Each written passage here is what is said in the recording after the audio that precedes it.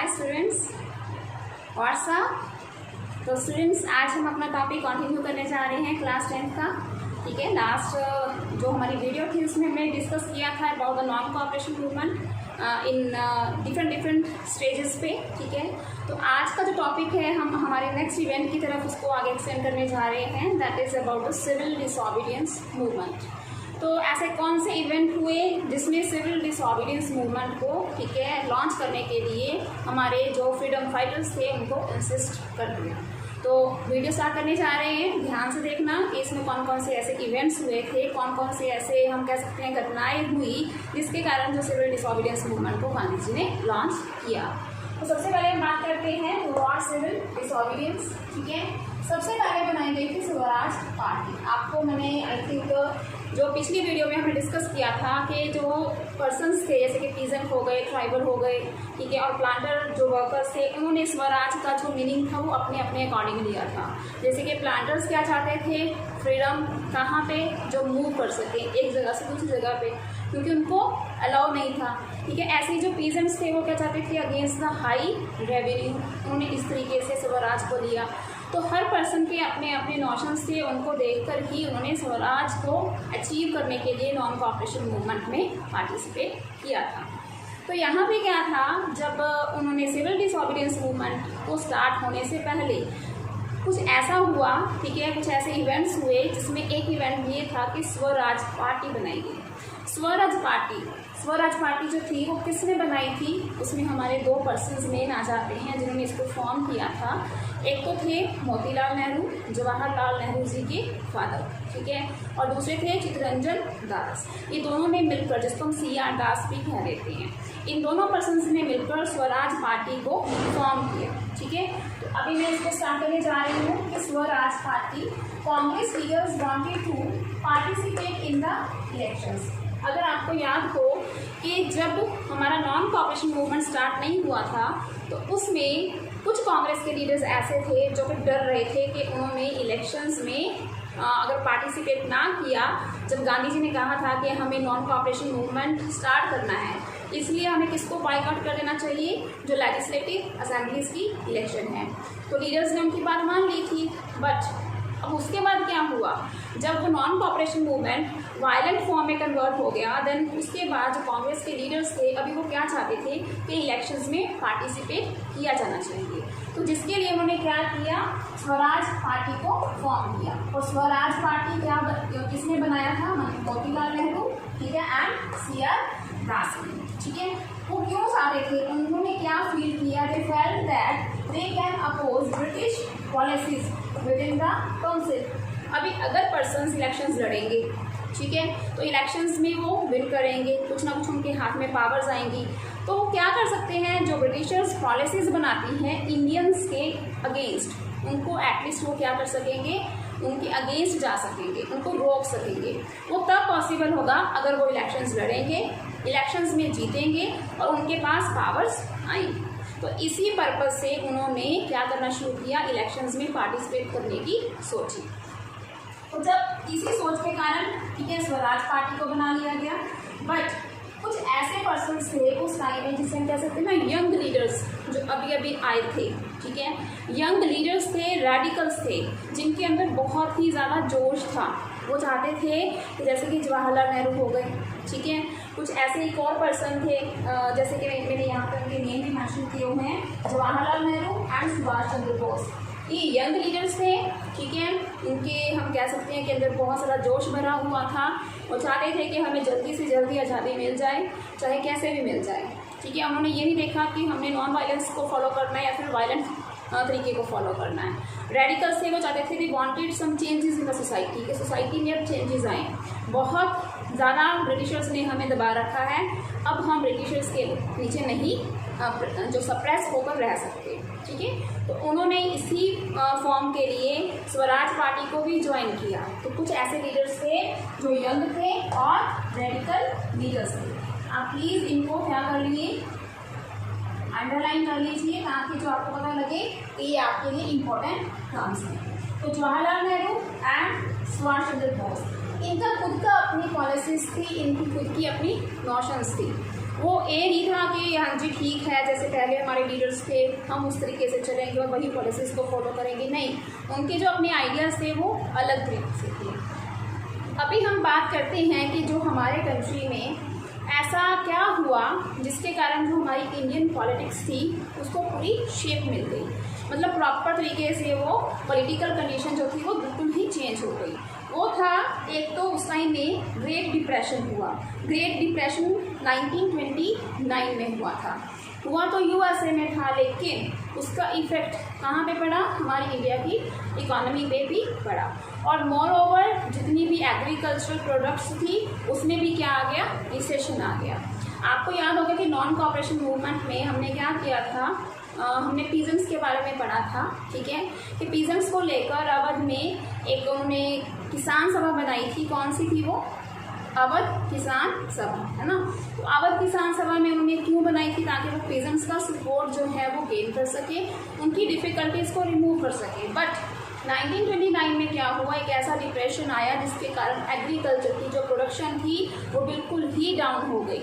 कुछ ऐसे रीजंस बने कि जो प्रोडक्शन थी वो ज़्यादा होने की बजाय डिक्रीज़ होना शुरू हो गई, और हमारी कंट्री की इकॉनमी जो उसकी ग्रोथ होनी चाहिए थी, जिस पर्पज़ से उन्होंने उस टाइम में सभा बनाई थी, वो सारी की सारी उसके जो हम रिजल्ट कह सकते हैं, ठीक है, उसका जो आउटकम कह सकते हैं वो बिल्कुल ही ऑपोजिट पड़ गया।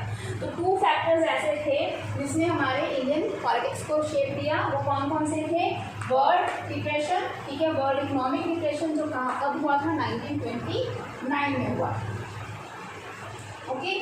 और सेकंड क्या था, एग्रीकल्चर क्राइसिस। एग्रीकल्चर क्राइसिस मतलब एग्रीकल्चर की प्रोडक्शन बहुत कम हो गई, ठीक है, लोगों को उसके प्रोडक्शन की प्राइसेस प्रॉपर तरीके से नहीं मिल रही थी, और जितना भी उनका प्रोडक्शन था वो ब्रिटेन क्या कर जाता था, अपनी मार्केट में ले जाता था, और वहाँ से फिनिश्ड गुड्स को बनाकर कहाँ पे सेल करता था, हमारे इंडिया में। तो इंडिया में उसकी जो प्राइसेस होती थी वो बहुत ही ज़्यादा होती थी। तो इस तरीके से इकोनॉमी की जो ग्रोथ थी वो बिल्कुल ही स्लो डाउन होनी शुरू हो गई। तो इस तरीके से उसी टाइम में इन सब चीज़ों को रिकवर करने के लिए 1929 में एक कमीशन आया था जिसको हम कहते हैं साइमन कमीशन। आपने नाम भी सुना होगा। तो साइमन कमीशन था क्या, साइमन कमीशन को इसीलिए भेजा गया था, ठीक है, किस पर्पज से भेजा गया था कि उस टाइम में जो हमारे इंडियन लोग थे वो ये चाहते थे कि अब क्या करना है, हमने हमारी खुद की गवर्नमेंट बनानी है, मीन्स हमारा खुद का कॉन्स्टिट्यूशन होना चाहिए।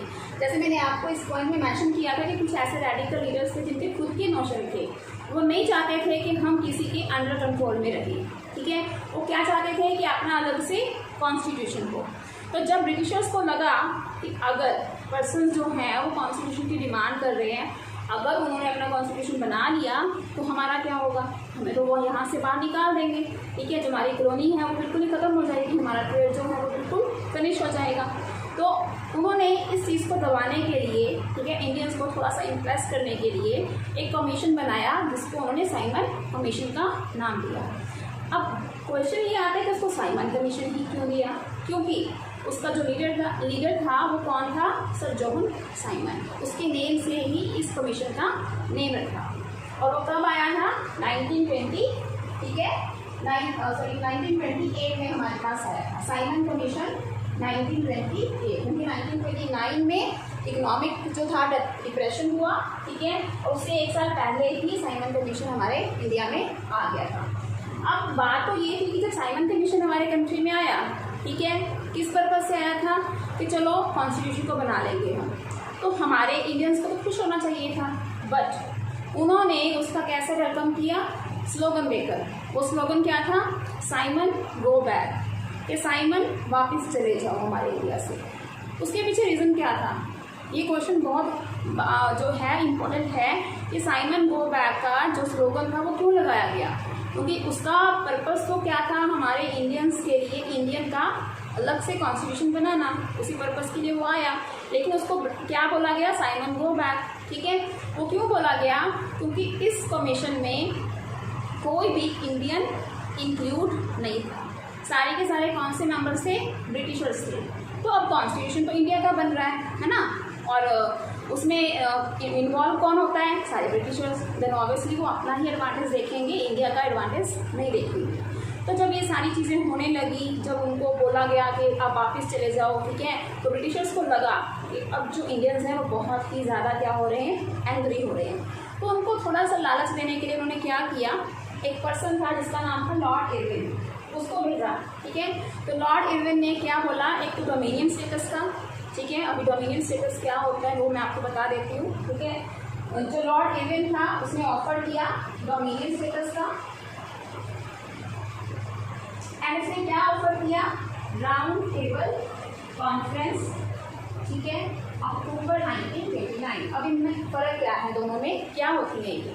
डोमिनियन स्टेटस का मतलब होता है कि जैसे कि उन्होंने ये बोल दिया कि आपको डोमिनियन स्टेटस का जो है वो दर्जा दिया जाता है, मीन्स आपकी खुद की गवर्नेंस होगी, सेल्फ गवर्नमेंट होगी, आपका कॉन्स्टिट्यूशन होगा, बट वो सारा जो है वो किसके अंडर कंट्रोल में होगा, ब्रिटिशर्स के कंट्रोल में। किसके अंडर होगा, ब्रिटेन के जो हमारे गवर्नर्स हैं उनके कंट्रोल में। मीन्स आप रूल भी करोगे बट वो रूल किसके अंडर होगा, ब्रिटेन के। तो इसमें हमारी सेल्फ गवर्नमेंट तो कुछ ही नहीं हुई। तो जो ये वाले नेता थे, ठीक है, जवाहरलाल नेहरू जी हो गए या फिर हम जेसी बोस कह सकते हैं, उन्होंने ऐसी बोस कह सकते हैं, इन्होंने इस चीज़ को एक्सेप्ट नहीं किया।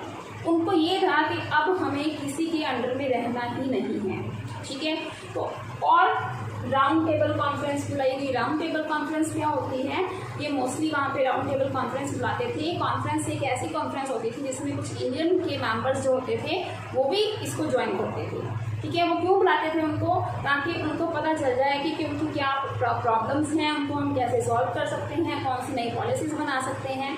तो इसीलिए राउंड टेबल कॉन्फ्रेंस में हमारे जो कुछ इंडियन लीडर्स थे वो भी उसमें पार्टिसिपेट करते थे। तो उन्होंने क्या बोला, जो लॉर्ड इरविन था उसने ये बोला कि हम आपको डोमिनियन स्टेटस का, ठीक है, वो दर्जा भी देते हैं और आप क्या करो, राउंड टेबल कॉन्फ्रेंस को ज्वाइन करो, ठीक है। बट वहाँ पे क्या बोल दिया गया, गांधी जी ने कहा कि हम राउंड टेबल कॉन्फ्रेंस को ज्वाइन नहीं करेंगे जब तक हमें फुल इंडिपेंडेंस नहीं मिलती। तो उन्होंने एक सेशन बुलाया था जिसको हम कहते हैं अभी लाहौर सेशन। आप याद रखिए, हमने उससे पहले 3 सेशन कर चुके हैं, ठीक है। हम 2 सेशन तो हमने किए थे 1920 में, एंड 3rd सेशन था जो हमारा लाहौर सेशन, ठीक है। ये बहुत ही ज़्यादा इम्पोर्टेंट है। वो पूछ सकते हैं कि what was the importance of Lahore session. Lahore session ही वो सेशन है जिसमें जवाहरलाल नेहरू जी ने एक रेजोल्यूशन पास किया था, फुल इंडिपेंडेंस, जिसको हम बोलते हैं पूर्ण स्वराज। पूर्ण स्वराज मतलब क्या है, अब हम किसी के अंडर कंट्रोल में नहीं रहेंगे। अगर हमें इंडिपेंडेंस चाहिए तो फुल इंडिपेंडेंस चाहिए, बिल्कुल ऐसे नहीं है कि आपने डोमिनियन स्टेटस तो दे दिया हमें लेकिन हम फिर भी किसके अंडर रह रहे हैं, ब्रिटेन के। तो उन्होंने एक रेजोल्यूशन पास किया, ठीक है, उसमें सेशन बुलाया गया जिसको लाहौर में बुलाया गया था, इसलिए उसको लाहौर सेशन कहते हैं। एंड लाहौर सेशन में उन्होंने एक रेजोल्यूशन पास किया। रेजोल्यूशन का क्या मतलब था कि एक ऐसा उन्होंने एक्ट बनाने की कोशिश की कि अब हमें क्या चाहिए, फुल इंडिपेंडेंस, जिसको हम हिंदी में कह देते हैं पूर्ण स्वराज। क्वेश्चन क्या बन सकता है, आपको ये भी पूछ सकते हैं कि जो पूर्ण स्वराज था वो कौन से सेशन में उन्होंने रेजोल्यूशन पास किया, तो आपको पता होना चाहिए लाहौर सेशन में। अब ये भी पूछ सकते हैं कि what was the importance of Lahore session, then you can easily attempt the question.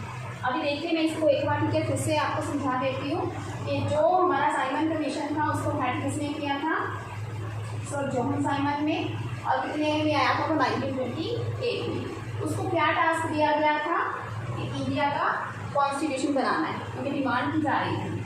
तो उसको ब्रीफ किया गया एक स्लोगन, वो स्लोगन क्या था, गो बैक साइमन। क्यों किया गया, बिकॉज उसमें कोई भी इंडियन मेंबर्स नहीं था, no Indian member was involve, ठीक है। तो उसके बाद क्या किया, बहुत ज़्यादा कंफ्यूजन क्रिएट हो गई, तो लॉर्ड इरविन को भेजा गया।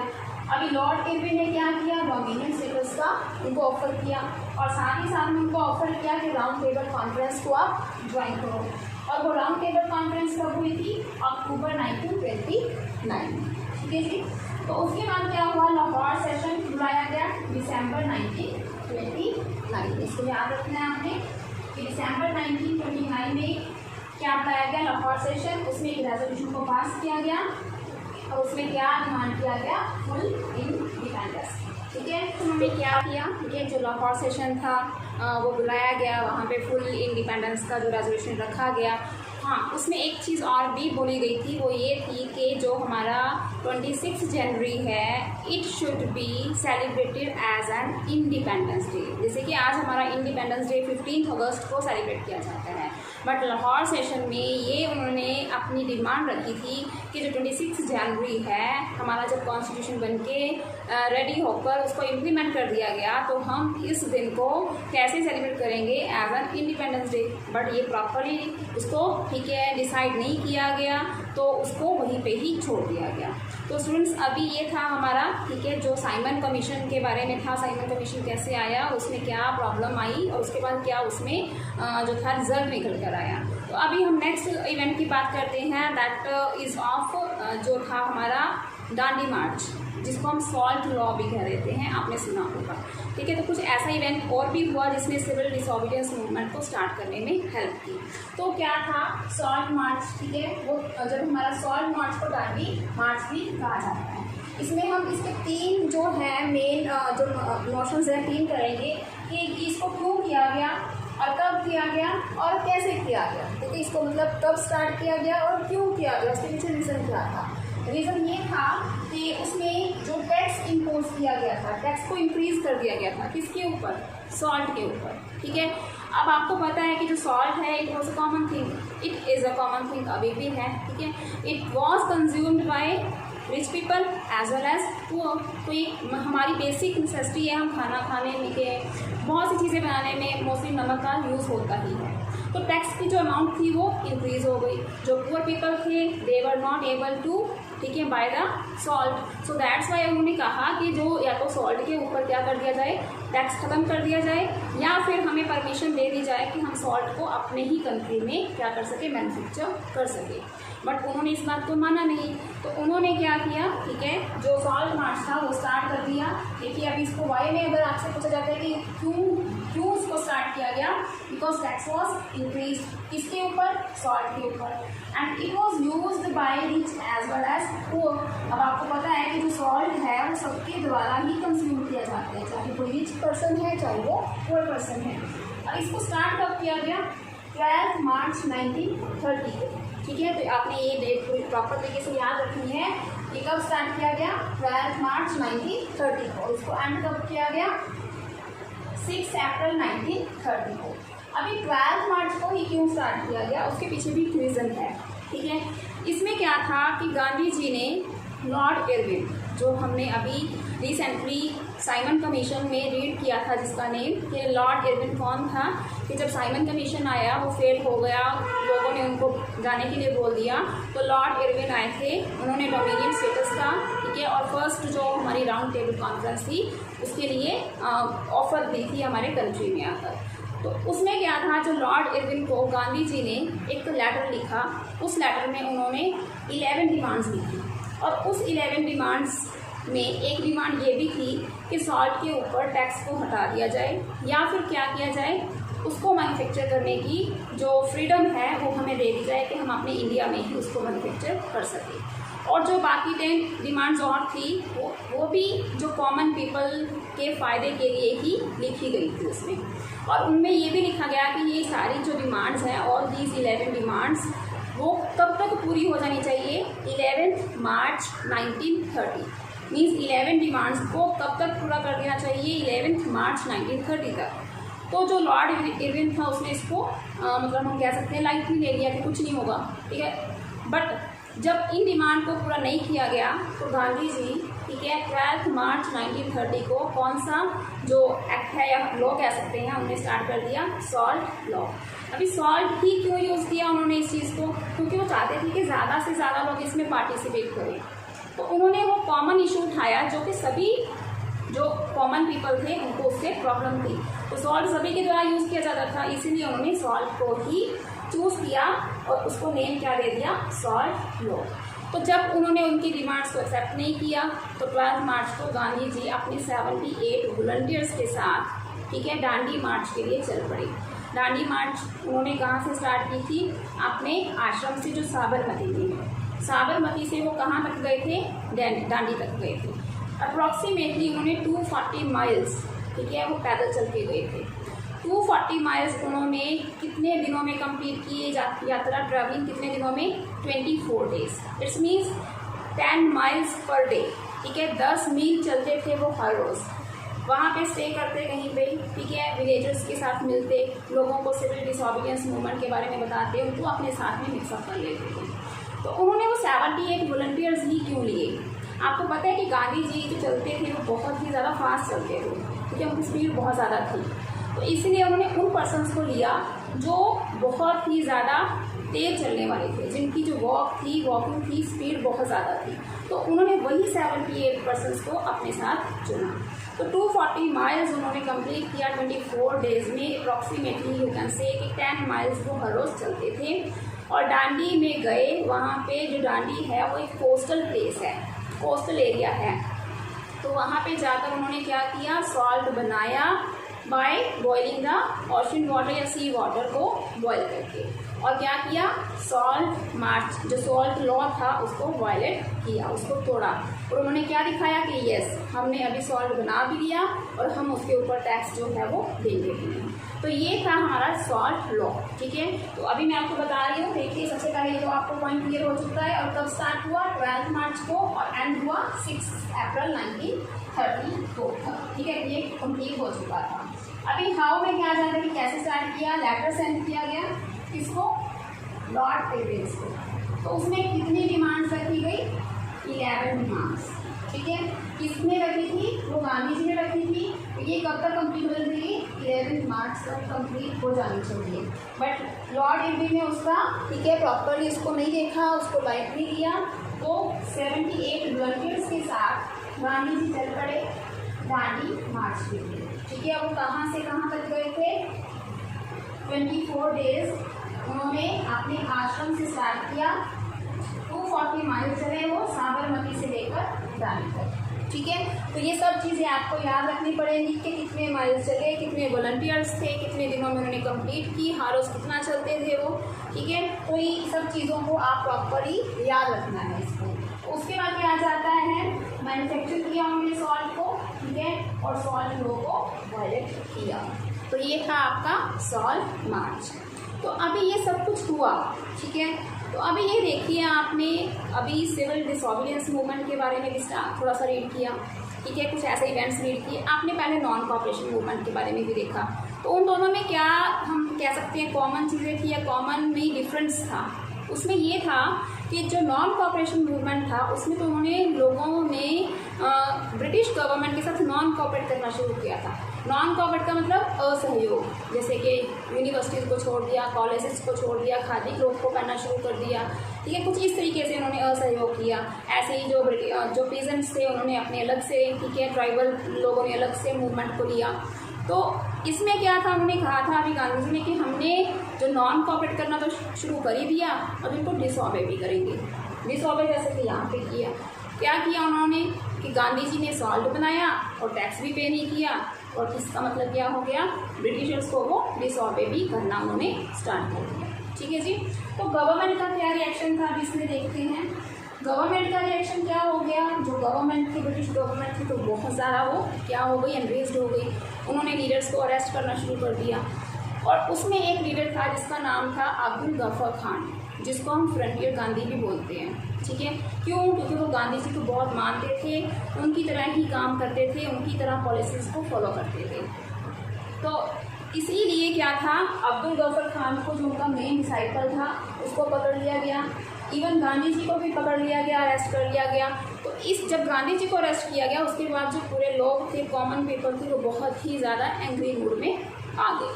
तो इस तरीके से गवर्नमेंट को उन्होंने अपोज करना शुरू कर दिया। तो जब गांधी जी ने देखा कि अब ये चीज़ जो है वो हमारा फिर से वायलेंट फॉर्म में कन्वर्ट होने वाली है, तो उन्होंने कहा कि इसको थोड़ा सा हमें कन्वर्ट करना पड़ेगा, ठीक है। कि हो सकता है कि ब्रिटिश जो गवर्नमेंट है उनके साथ कुछ ऐसा साइन किया जाए, एग्रीमेंट किया जाए, ताकि जो हमारा मूवमेंट है वो भी रुक जाए यहीं पे, और जो वायलेंट फॉर्म है वो भी उसमें कन्वर्जन ना आए, और साथ ही साथ में हमारी डिमांड्स को भी एक्सेप्ट कर लिया जाए। तो उस टाइम में एक पैक्ट साइन हुआ था जिसको हम कह देते हैं गांधी इरविन पैक्ट। गांधी जी और किसके बीच में हुआ था? ये इरविन, लॉर्ड इरविन के बीच में हुआ था। तो गांधी इरविन पैक्ट जो था वो कब बनाया गया? 5 मार्च 1931 को साइन किया गया। ये क्वेश्चन बहुत इंपॉर्टेंट है, इसमें पूछा जाता है कि गांधी इरविन पैक्ट क्या था और ये कब इसको साइन किया गया। इसको साइन किया गया 5 मार्च 1931 को। इसको गांधी इरविन पैक्ट कहते हैं because it was signed between Gandhi ji and Lord Irwin. उसमें डिमांड्स क्या रखी गई थी? डिमांड्स ये रखी गई थी, इरविन ने क्या डिमांड रखी कि गांधी जी अभी क्या करेंगे, सेकंड जो उनकी राउंड टेबल कॉन्फ्रेंस होगी, जैसे हमने पढ़ा था ना कि जब साइमन कमीशन आया था तो उस time first round table conference हुई थी, ठीक है, और डोमिनियन स्टेटस का उनको क्या दिया था, उसने लालच दिया था। तो यहाँ पे क्या था, सेकंड राउंड टेबल कॉन्फ्रेंस में पार्टिसिपेट करने के लिए गांधी जी को बोला गया और बदले में इरविन ने क्या बोला कि जितने भी उनके पॉलिटिकल लीडर्स हैं उनको हम क्या कर देंगे, छोड़ देंगे, ठीक है, और आप सिविल डिसोबीडियंस मूवमेंट को क्या कर देना, बंद कर देना। तो ये चीज़ें करने के लिए जब वो सेकंड राउंड टेबल कॉन्फ्रेंस को, ठीक है, पार्टिसिपेट करने गए वहाँ पे, तो वहाँ पे उनको कुछ भी ऐसा नहीं मिला, ठीक है। उनके जो पॉलिटिकल लीडर्स थे उनको भी छोड़ा नहीं गया। जैसे आपको पता है कि जो हमारे शहीद भगत सिंह थे, ठीक है, उनको भी फांसी की सज़ा दी गई। तो जो सेकेंड राउंड टेबल कॉन्फ्रेंस से डिसअपॉइंट होकर गांधी जी वापस आ गए और जब वापस आए तो उन्होंने क्या सोचा कि मैं सिविल डिसोबीडियंस मूवमेंट को दोबारा से रीलॉन्च करूँगा। तो उन्होंने फिर से उसको रीलॉन्च किया, बट तब तक क्या हुआ कि पूरे जो कंट्री के पर्सन्स थे उनका जो जोश था, ठीक है, उनके अंदर जो इतनी ग्रेट फीलिंग्स आ गई थी वो सारी की सारी डाउन हो गई थी। इसके कारण गांधी जी को जो था बहुत सारी प्रॉब्लम्स आई उनको दोबारा से रीगैदर करने के लिए। तो इट्स मीन्स क्या है स्टूडेंट्स, ये हमने पढ़ा कि जो सिविल डिसोबीडियंस मूवमेंट के स्टार्टिंग पॉइंट की कैसे वो स्टार्ट हुआ, उसके पीछे क्या रीज़न थे, ठीक है, कौन कौन से उससे पहले इवेंट हुए। जैसे कि आपसे पूछा भी जा सकता है कि जो सिविल डिसोबीडियंस मूवमेंट था उसको कब बंद किया गया और उसके पीछे किस इवेंट का जो है वो हाथ है, वो कौन सा इवेंट था, that was Gandhi Irwin pact. Gandhi Irwin pact के कारण जो सिविल डिसोबीडियंस मूवमेंट था वो खत्म हो गया था, लेकिन दोबारा से इसको रीलॉन्च किया गया, बट वो उतनी प्रॉपर तरीके से रीलॉन्च नहीं हो पाया।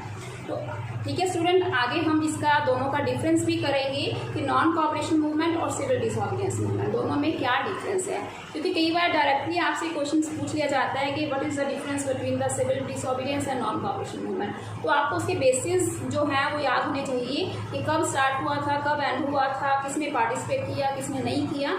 All these things we will discuss in the next video. Till that आप इसको प्रॉपर तरीके से रिकॉल करना, ठीक है, प्रैक्टिस करना, इसके कॉन्सेप्ट्स को याद करना, क्रैम नहीं करना है, इसको इवेंट वाइज आप याद रखने की कोशिश करना। Okay students, bye bye, thank you.